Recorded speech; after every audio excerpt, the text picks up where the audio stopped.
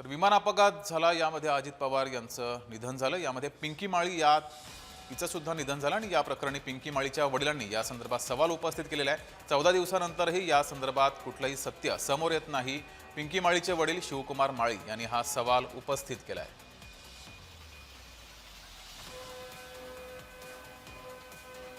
पिंकी माळी यांचे वडील शिवकुमार माळी यांच्यासोबत संवाद साधले आमचे प्रतिनिधी जय पवार यांनी। पाहूयात।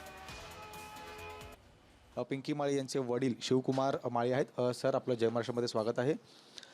खरं पाहायला गेलं काल ज्या पद्धतीचं प्रेझेंटेशन रोहित पवार यांनी दाखवलं, प्रामुख्याने तुम्ही ते पाहिलंत का आणि नेमकं तुम्हाला ते प्रेझेंटेशन पाहून काय म्हणजे एकूण कळतं त्यामधून? आता काल मी माननीय रोहितदादा पवार यांचा प्रेझेंटेशन पाहिला आणि एक आधार कुठेतरी मिळाला की याची चौकशी होते, गांभीर्याने घेतला। ज्या मुलीला आम्ही गमावला आणि कशामुळे झाला, एक घात आहे की अपघात आहे? घात षडयंत्र असतो, कोण षडयंत्र केलं, आणि अपघात हा ॲक्सिडेंट असतो।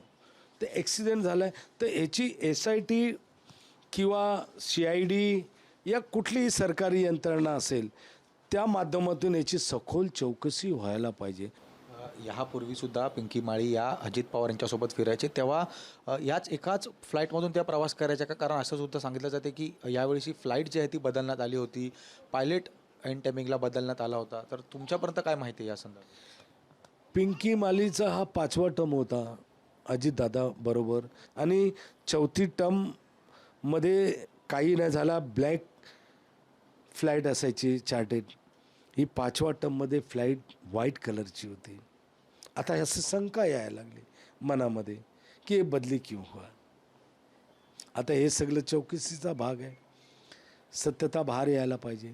पायलट का बदली झाला, पायलट ट्रॅफिकमध्ये कसं काय अडकला, त्याचा पर्याय म्हणून दुसरा कसा दिला, फ्लाईटचं कलर आणि फ्लाईट चेंज का झाली, हे सगळं चौकशीचे भाग आहेत। मी आपल्या चॅनलच्या माध्यमातून मी विनंती करेन की याची सखोल चौकशी त्वरित फास्ट ट्रॅकवर व्हावी आणि याची सत्यता जनतासमोर यायला पाहिजे। खूप खूप धन्यवाद।